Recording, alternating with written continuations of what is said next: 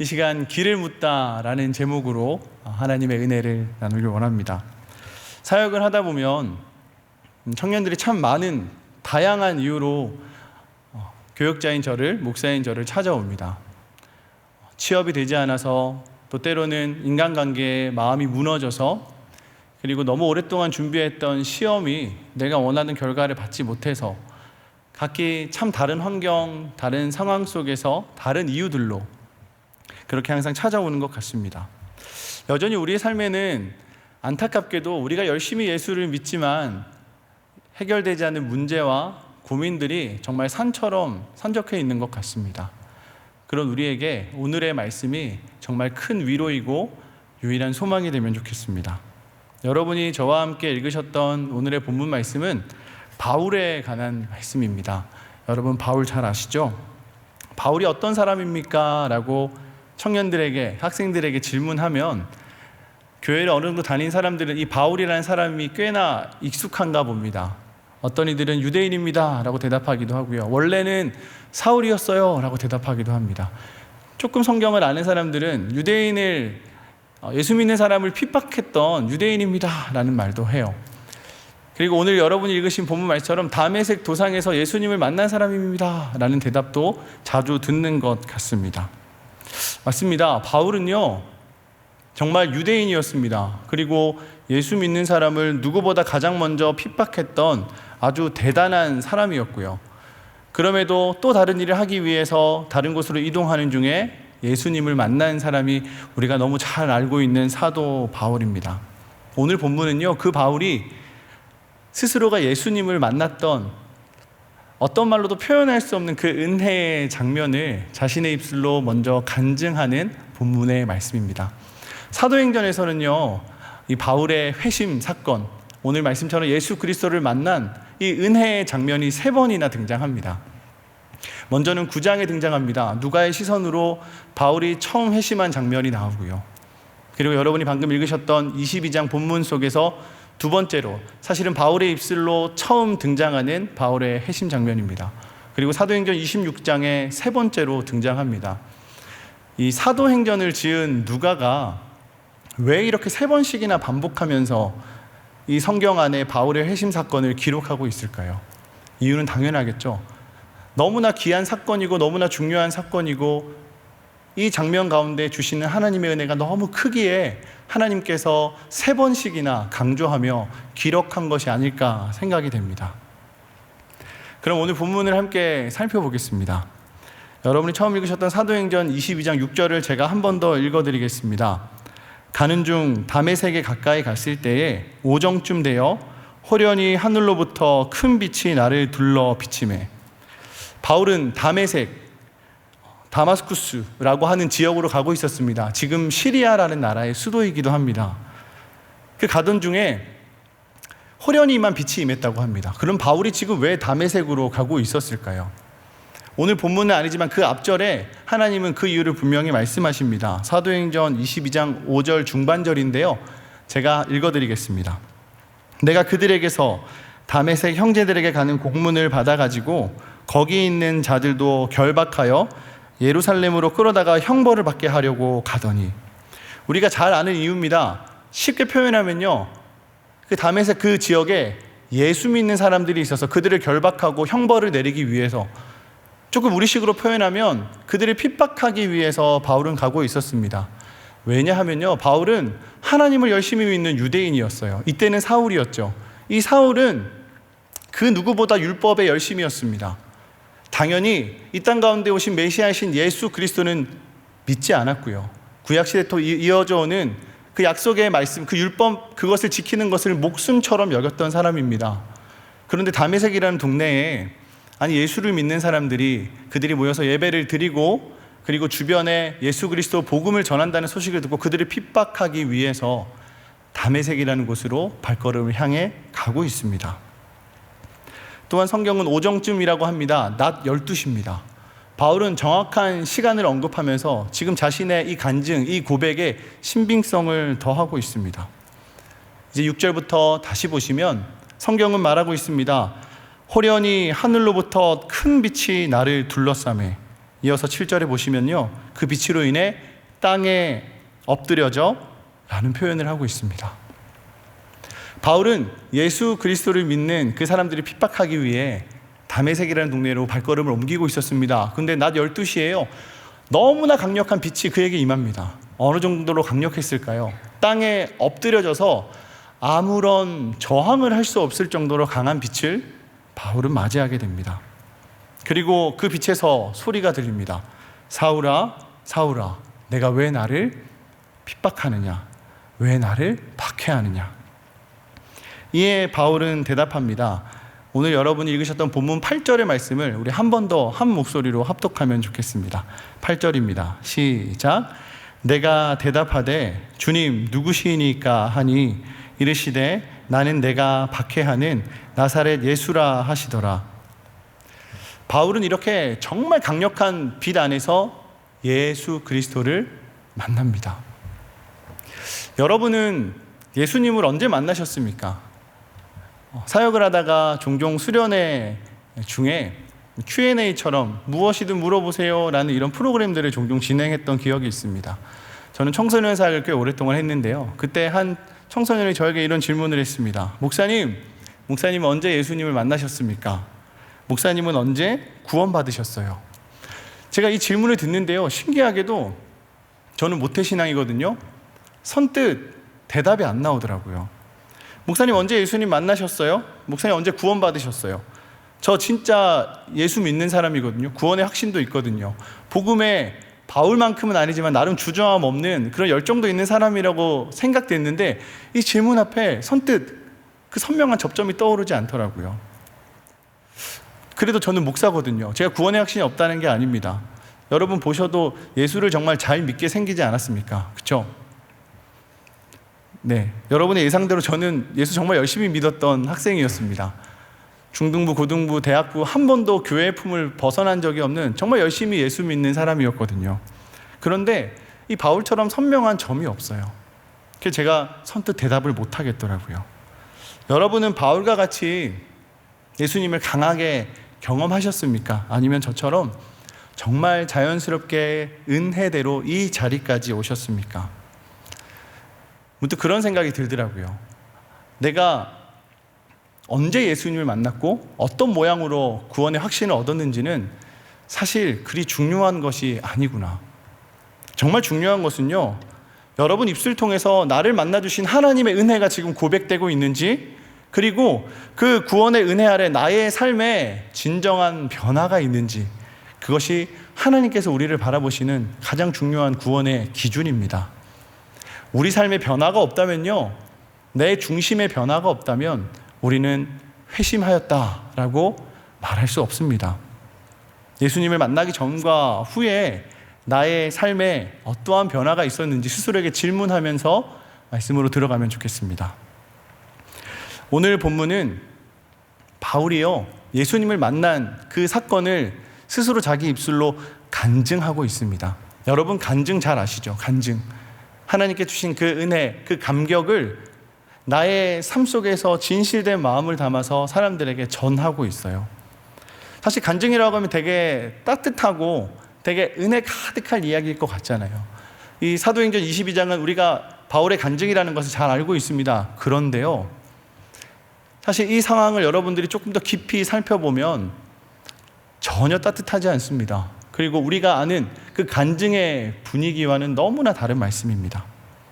지금 사도 바울이 어떤 상황에 있었냐면요, 오늘 본문의 앞선 장인 21장 27절과 28절 말씀을 제가 한번 읽어드릴게요.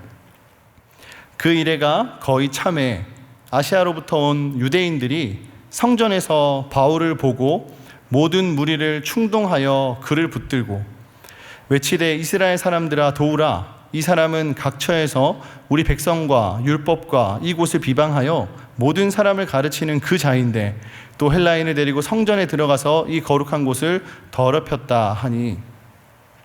이 말씀을 잠시만 띄워주시고요, 지금 27절에 보시면 그 이래가 거의 참회라고 시작하고 있습니다. 그 이래가 뭐냐면요, 나실인의 이 서원을 마무리하는 결례의 기간입니다. 쉽게 말하면 정결을 유지하는 그 성전을 거룩하게 하는 기간입니다. 그 기간이 마무리될 때쯤에 바울은 지금 그 성전 안에서 그 기간 가운데 머물고 있었어요. 왜냐하면 예루살렘에 온 것 자체가 너무나 모험이었습니다. 바울은 지금 이 본문 속에서, 이 시점에서 바울은 예수 그리스도를 만나 회심한 후입니다. 그리고 늘 율법을 목숨처럼 지켰던 바울이 율법을 지키는 이 행함 있는 율법이 중요한 것이 아니라 예수 그리스도를 믿는 그 복음이야말로 진리라는 것을 스스로 경험하게 되었습니다. 그래서 자신의 목숨을 걸고 지금 복음을 전하기 위해 모두가 만류하는 가운데 예루살렘으로 입성한 상황입니다. 그래서 유대인들의 눈을 피해 숨어 있는 것이죠. 그런데 여기에 말한 아시아라는 곳은 에베소입니다. 에베소에서 올라온 유대인들이 바울을 알아보고 발견합니다.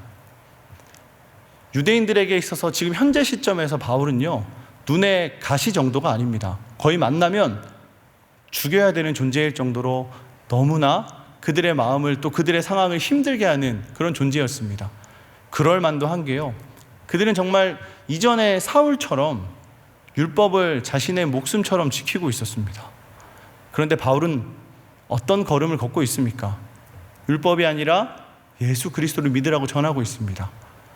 율법의 행함이 아니라 예수 그리스도를 믿는 믿음이 진리의 정수임을 전하고 있습니다. 그래서 그들은 어떻게든 바울을 죽이기 위해 혈안이 돼 있었습니다. 그런데 마침내 그 바울을 발견하는 것입니다. 그것이 여러분이 방금 읽은 장면입니다. 그리고 뿐만 아니라 바울은 지금 이방인들과 성전에 들어갔습니다. 어떤 주석을 살펴보니까요, 당대의 성전에는 이방인들이 성전 안뜰에 들어가는 것이 금지되어 있다고 합니다. 그리로 들어가는 자는 즉시 처형해도 된다고 하는 경고문이 실제로 발견되기도 했다고 합니다. 그런데 지금 바울은요, 본인은 유대인이지만 이방인들과 성전 가운데 머물고 있습니다. 그리고 율법을 거스르라고 말합니다. 예수 그리스도만을 전하고 있습니다. 이 사람들이 몹시 분내하며 거의 폭동 수준으로 지금 바울을 붙잡고 있습니다. 이 자는 우리 백성과 율법을 거스른 자입니다. 그리고 거룩한 성전을 더럽힌 자입니다. 라고 하며 사람들이 점점 모여들고 거의 폭동 수준으로 큰 소란이 이르게 됩니다. 지금 바울은요, 죽을 위기에 처했습니다. 이 상황이 좀 그려지세요? 바울이 그냥 내가 만난 예수님을 그냥 마음을 다해서 전하고 있는 그 장면이 사실 아닙니다. 바울은 지금 자신의 생명이 왔다 갔다 하는 상황입니다. 정말 맞아 죽을 위기 가운데 있습니다. 불행인지 다행인지요, 이 폭동 소리를 듣고 천부장과 백부장이 출동합니다. 1000명의 병사를 건드린 군대 장교라고 생각하시면 되고요, 또 100명의 군사를 건드린 지휘관들이라고 생각하시면 됩니다. 그 사람들이 맞아 죽을 위기에 처한 바울을 붙잡습니다. 폭동이 일어나고 있으니까요. 만약 정말 그들이 오지 않았으면 이 성경에서 바울은 정말 이 장면에서 죽었을 겁니다. 하나님이 일하신 것이겠죠. 하지만 여전히 이를 가며 그 군중들은 고함을 지르고 포악한 난동을 부리며 말합니다. 바울을 죽이라고 외칩니다. 저자를 죽이라고 소리 지릅니다. 그런데 그때 이 상황에서 바울은 자신을 포박하고 있는 천부장과 백부장에게 한 가지 부탁을 합니다. 어떤 부탁을 하냐면요, 제가 저들에게 전하고 싶은 말이 있습니다. 21장 37절 이하절부터가 이 내용입니다. 지금 나를 죽이라고 말하는 동족인 유대인들이 향해서 포박하고 있는 천부장에게 부탁합니다. 내가 지금 저들에게 전할 말이 있습니다. 제 상식적으로 생각하면요, 자신의 생명의 안위가 더 중요한 거 아닙니까? 지금 정말 맞아 죽을 위기입니다. 그리고 붙잡혀가면 앞으로 얼마나 더 큰 형벌을 당할지 알 수 없습니다. 가늠할 수 없는 상황입니다. 그런데 바울은 자신이 만난 그 선명한 예수 그리스도를, 그 복음을, 그 기쁜 소식을 영적인 소경인 그들에게 전하기 위해서 다시 목숨을 내어놓고 말합니다. 내가 저들에게 전할 말이 있습니다. 그렇게 바울은 오늘 우리가 읽은 사도행전 22장 2절부터 담담하게 그 말을 전합니다. 사도행전 22장 2절과 3절 말씀을 우리가 한 목소리로 화면을 보시고 함께 읽도록 하겠습니다. 2절부터입니다. 시작. 그들이 그가 히브리 말로 말함을 듣고 더욱 조용한지라. 이어 이르되 나는 유대인으로 네가 다소에서 났고 이 성에서 자라 가말리엘의 문화에서 우리 조상들의 율법의 엄한 교훈을 받았고 오늘 너희 모든 사람처럼 하나님께 대하여 열심히 있는 자라. 아멘. 그는 천부장에게 부탁을 하고 자신을 정말 죽일 듯이 쳐다보는 그들에게 히브리 말로 전합니다. 그것이 무슨 의미냐면요, 스스로가 유대인임을 증명하기 위해 당대 유대인들이 일상 언어로 사용하고 있는 아람어라고 하는 언어로 자신의 마음을, 자신의 진심을, 자신의 간증을 지금 하고 있습니다. 그리고 3절, 나는 유대인으로 길라기아 다소에서 났고 이 성에서 자라 가말리엘의 문화에서 라고 바울 스스로의 자기소개서를, 여러분들이 익숙하시죠? 자기소개서. 스스로가 자기소개서를 이 3절에 담아서 담담한 어조로 말하고 있는 것처럼 보입니다. 나는 유대인입니다. 스스로 소개하고 나의 출신과 나의 자란 배경을 설명합니다. 저는 다소에서 났습니다. 그리고 가말리엘의 문화에서 우리 조상들의 율법의 엄한 교훈을 받았고 여러분들이 받은 일상의 그 삶처럼 나도 똑같은 유대인처럼 자랐습니다 라고 말합니다. 이 가말리엘의 문화는요, 헬레인 학파 중에서도 누구나 쉽게 들어갈 수 없는 학파라고 합니다. 이 부분을 조금 찾아보니까요, 이 가말리엘이라고 하는 사람은 1세기 가장 존경받던 랍비 중에 한 사람이라고 합니다. 어느 정도였냐면요, 이 유대인들이 이 랍비의 칭호를 매기는데요, 그 중에 가장 높은 수준의 랍반이라고 부르는 7 랍비 중에 한 명이었답니다. 그러니까 쉽게 말하면 정말 이 현자 중에 현자, 그 문화에 들어가서 바울은 누구보다 엘리트 교육을 받은 유대인이었음을 스스로가 그들이 쓰는 언어로 그들에게 지금 전하고 있습니다. 그리고 또 한 가지 눈여겨볼 부분이 있는데요, 22장 2절에 보시면 그가 히브리 말로 말함을 듣고 라고 되어 있습니다. 이 헬라어 원어를 살펴보면요, 여기서 말하다라는 동사가 헬라어 프로세포네이라는 동사가 쓰였습니다. 이 동사에 이 직역을 하면요, 이 동사를 직역하면 그냥 단순히 내가 말합니다 라는 그런 뜻으로 사용되는 동사가 아닙니다. 이 프로세포네이라는 동사는 열변을 토하다, 진심을 담아서 말하다 라고 하는 동사입니다. 그러니까 지금 바울은 자신을 죽이듯이 노려보는 그들을 향해서 담담하고 따뜻한 어조로 간증하고 있는 것이 아니라요, 자신이 만난 너무나 선명한 그 예수님을 그들에게 선명하게 전하기 위해서 열변을 토하고 있습니다. 자신의 목숨을 내어놓고 정말 그가 주체할 수 없는 심정으로 예수 그리스도에 관한 복음을 전하고 있습니다. 나는 당신들과 똑같이 누구보다 엄격한 율법주의 문화에서 자랐고 유대교육을 받은 사람입니다. 나는 당신들과 조금도 다를 바가 없는 사람입니다. 나는 율법주의적 유대인이었습니다 라고 바울은 말합니다. 왜요? 복음을 전해야 하니까요. 자신이 만난 예수님이, 그 복음이 너무 선명해서 감출 수 없어서 그들에게 전해야 하니까 지금 자신의 목숨을 내어놓고 간증하고 있습니다. 이제 조금 그림이 그려지시죠? 그럼 다시 우리 처음 읽었던 우리 본문의 8절로 돌아오겠습니다. 바울은 간증합니다. 그들에게 자신이 만난 예수님을 간증합니다. 8절에 이렇게 말합니다. 내가 대답하되 주님 누구시니까 하니 이르시되 나는 내가 박해하는 나사렛 예수라 하시더라. 바울은 이렇게 빛 가운데 예수님을 처음 만났음을 전합니다. 그리고 바울의 입술을 통해서 처음으로 뭐라고 질문하죠? 주님 누구십니까? 예수님이 대답하십니다. 나는 네가 박해하는 핍박하는 예수 그리스도다.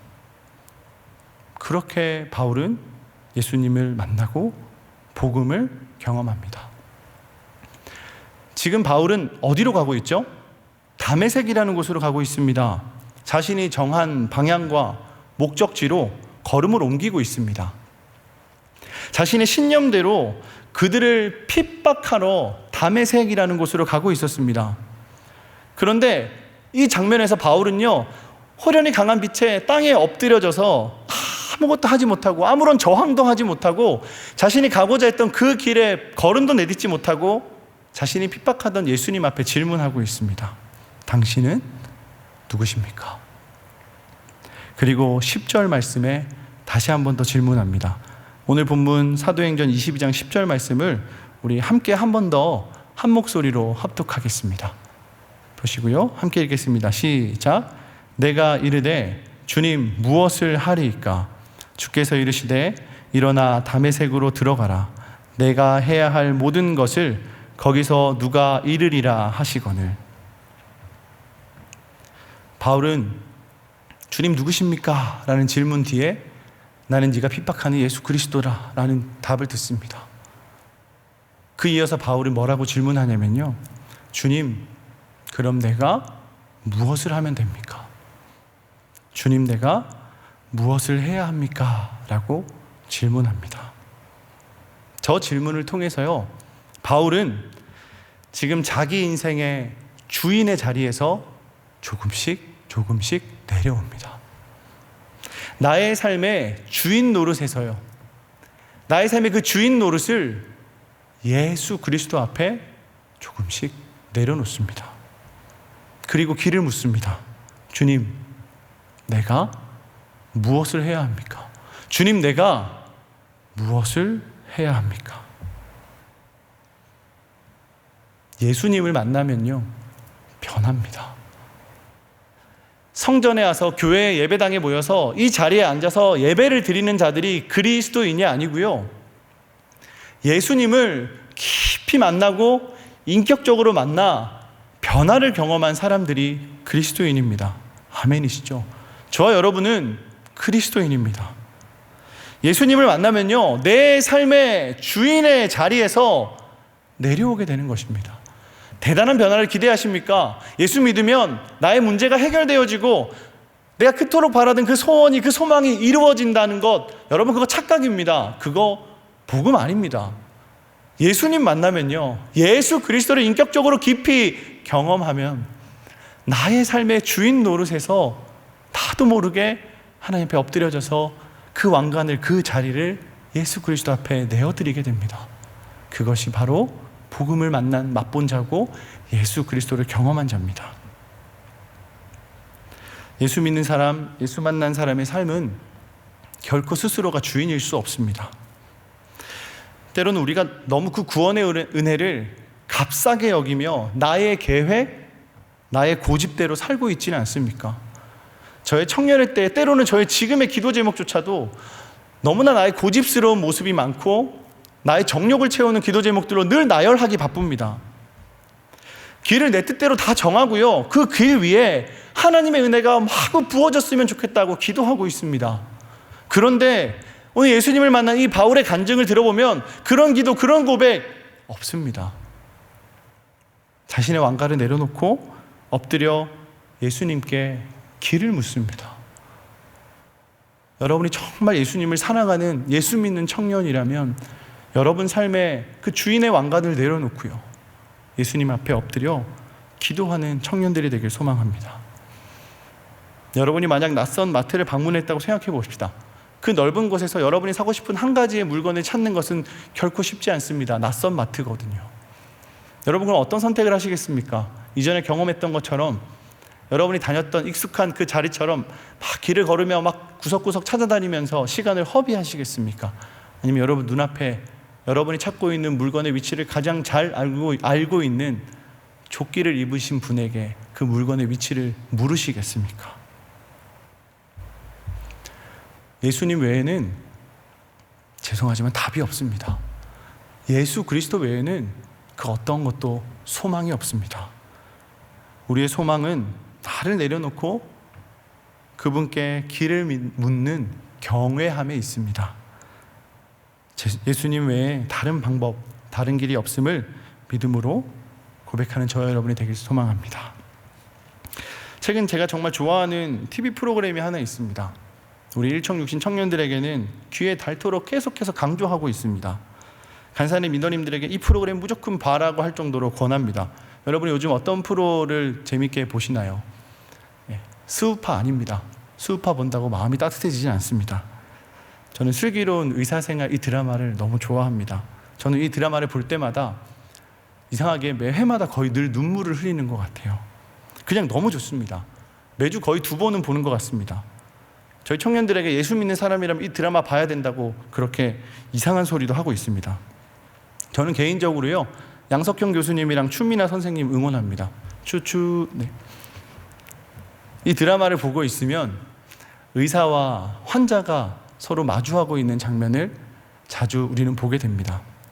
환자들은 그 가족의 아픔과 개개인의 구구절절한 그 사연을 가지고 의사 선생님 앞에서 자신의 문제를, 자신의 속마음을, 자신의 앞으로의 계획까지 다 토로합니다. 그리고 나서 어떤 행동을 하는 줄 아세요? 그 의사 선생님의 한마디 한마디를 놓치지 않으려는 그 초롱초롱한 눈망울로 그 말 한마디 한마디에 귀를 기울이고 있습니다. 사랑하는 청년 여러분, 여러분은 지금 어디에, 무엇에 그리 귀를 기울이고 계십니까? 정작 답을 아시는, 소망 되시는 예수님 앞에는 아무것도 묻지 않고 있지 않습니까? 그저 내가 원하는 기도만, 내가 바라는 것들만 줄줄이 나열하고 계시지 않습니까? 여러분, 찬양의 가사처럼 정말 예수로 살고 계십니까? 이렇게 고백하면 예수로 사는 겁니까? 오늘 본문, 이 본문을 자세히 살펴보면요, 또 하나의 은혜가 있습니다. 바울은 다마스쿠스라는 지역으로 가는 길에 예수님을 만났습니다. 예수님을 만나고 이렇게 길을 물었습니다. 주님, 내가 무엇을 해야 됩니까? 근데 예수님이 뭐라고 대답했는지 아세요? 기억하세요? 바울은 다메섹으로 가고 있었잖아요. 예수님, 저 무엇 하면 됩니까? 물었더니 예수님이 다메섹으로 가라고 합니다. 동일한 방향, 동일한 목적지로 가라고 합니다. 그런데요, 그 길이, 그 결과가 완전히 달라졌습니다. 예수 그리스도를 만난 바울의 삶은요, 완전히 달라졌습니다. 세상 사람들이 볼 때 그 목적지, 그 방향은 그대로일지 모릅니다. 왜냐하면 동일한 다메섹이거든요. 목적지는 같을지 모르나 그의 비전은 완전히 변화되었습니다. 바울이 사도로서의 삶과 그 선교가 이 고백에서부터 시작되었기 때문입니다. 어디로 가야 되는지, 내가 무엇을 해야 되는지 내 삶에 계속해서 구하고 있는 그 결과가 여러분에게 너무나 중요하죠. 저에게도 그렇습니다. 그런데 바울의 간증을, 이 말씀을 깊이 들여다보면요, 결과는 하나님 앞에, 예수 그리스도 앞에 그렇게 큰 비중을 차지하고 있는 게 아닌 것 같습니다. 왜요? 예수님이 여전히 다메섹으로 인도하시거든요. 그러나 그곳에 바울은 전혀 알지 못한 사람들이 예비되어 있었고요, 그곳에서 회복하고 예수 그리스도를 영접하고 그가 해야 할 목적을, 비전을 다시 발견하고 하나님 앞에 소원하게 됩니다. 예수 그리스도를 영접하고 그분께 길을 물은 자와 그렇지 않은 자의 삶의 결과가 이렇게 달라짐을 바울은 지금 열변을 토하며 유대인들에게, 영적 소경과 같은 이들에게 간증하고 있습니다. 성경에 믿음하면 떠오르는 인물이 있습니다. 제가 개인적으로 참 좋아하는 인물인데요, 아브라함입니다. 근데 창세기에 아브라함에 대한 내용이 참 많잖아요. 근데 신약 성경의 히브리서 11장에 보면요, 이 아브라함에 대해서 평가한 한 절의 말씀이 있습니다. 히브리서 11장 8절인데요, 제가 읽어드리겠습니다. 믿음으로 아브라함은 부르심을 받았을 때에 순종하여 장래의 유업으로 받을 땅에 나아갈새 갈 바를 알지 못하고 나아갔으며. 부르심을 받았을 때에 순종하여 장래의 유업으로 받을 땅에 나아갈새 갈 바를 알지 못하고 나아갔으며. 갈 바를 알지 못하고 나아갔으며. 이 말씀이 너무 위로가 됩니다. 사역을 하는 것이 때로는 참 쉽지 않을 때가 많습니다. 어떻게 해야 할지, 어디로 가야 할지, 무엇을 해야 할지 때로는 너무 낙심이 되어서 마음이 상해서 펑펑 울 때도 있습니다. 목사인데 참 부끄럽네요. 그런데요, 다른 방법이 없더라고요. 예수님 앞에 그 문제를 들고 나와 엎드리는 것 외에는 다른 소망이 없더라고요. 결과가 너무 궁금하시죠? 하나님 앞에 계속 기도해도 하나님은 침묵하시죠? 그런데 갈 바를 알지 못하더라도 여전히 우리와 함께 거하시는 그 예수 그리스도를 신뢰함으로 예수 그리스도 앞에 길을 물으며 나아가셔야 합니다. 모든 정답을 아는 예수 그리스도 앞에 질문하며 그분의 성실하심과 그분의 열심을 사모하며 오직 은혜대로 살아내셔야 합니다. 그분의 성실하심과 그분의 열심을 사모하면서요, 부디 오직 은혜로 여러분들이 살아내셔야 합니다. 말씀을 정리하겠습니다. 이번 여름 저희 1청년부는 제주 선교를 다녀왔습니다. 코로나로 청년들이 함께 할 수는 없었고요, 목사님들이 대표성을 가지고 개인당 4개, 5개 교회를 방문하며 선교를 마치고 돌아왔습니다. 그곳에서 만난 한 여자 목사님과의 대화가 지금도 마음 가운데 깊은 감동으로 남아 있습니다. 60일 넘기신 여자 목사님께 그분과 대화 중에 제가 한 가지 여쭤봤습니다. 목사님, 앞으로의 목회 계획과 여정이 어떻게 되세요? 그때 목사님이 저에게 이런 말씀을 해 주시더라고요. 처음 부르심을 받은 그때도 그리고 지금도 한치 앞을 알 수 없기에 주시는 은혜 따라 순종하며 사는 것, 그것이 우리 길 아닐까요? 처음 부르심을 받은 그때도 그리고 지금도 한치 앞을 알 수 없기에 주시는 은혜 따라 순종하며 사는 것, 그것이 우리의 길 아닐까요? 눈물이 왈칵 쏟아질 뻔했습니다. 예수 믿는 사람, 예수 만난 사람의 그 삶의 주인은 결코 우리 자신이 될 수 없습니다. 이제는 여러분의 왕관을 내려놓고요, 엎드려 예수님께 길을 묻는 예수 믿는 청년 되시면 좋겠습니다. 그분의 성실하심과 그분의 열심을 사모하며 오직 은혜로 살아내는 저와 여러분이 되길 축복합니다. 우리 자리에 일어나셔서 함께 찬양하고 기도하면 좋겠습니다. 이 말씀을 준비하면서 나의 기도하는 것보다 라는 찬양이 제 마음 가운데 위로가 되더라고요. 함께 찬양하면서 함께 기도하겠습니다.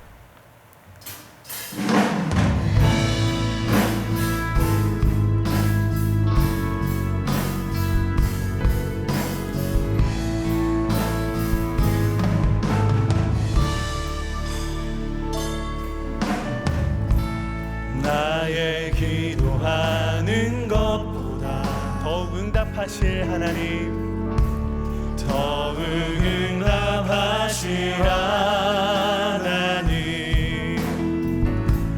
나의 생각하는 것보다 더욱 이루시는 하나님, 우리 가운데 역사하신 우리 가운데 역사하신 능력대로 우리들의 강구함을 넘치도록 능히 하실 주, 모든 영광과 존귀 찬양과 경배를 돌릴지어다.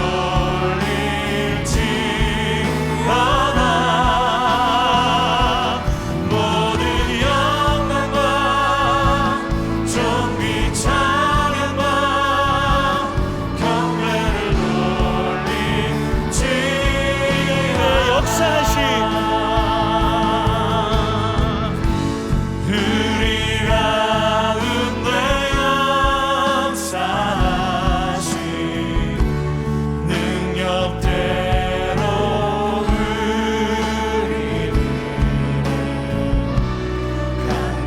강구함을 넘치도록 능히 하면 좋겠습니다.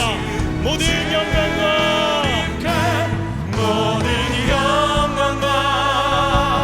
존귀 찬양과 경배를 돌릴지어다.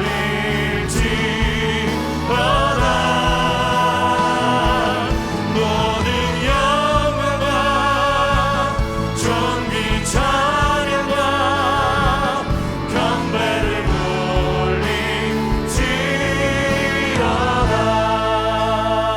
우리 전체로 함께 기도하길 소망합니다. 이 시간 기도하실 때 하나님, 나의 삶의 주임됨과 나의 왕관을 예수 그리스도 십자가 앞에 내려놓습니다. 그리고 주님 앞에 길을 묻습니다. 하나님, 나의 삶을 인도하여 주시옵소서. 비록 갈 바를 알지 못하오나 예수 그리스도와 나와 함께 하시기에 주님의 그 성실하심과 하나님의 열심에 기대어 오직 주의 은혜를 사모하며 살아내겠습니다 하는 그 마음으로 우리 주여 한번 간절히 부르짖고 함께 기도하겠습니다.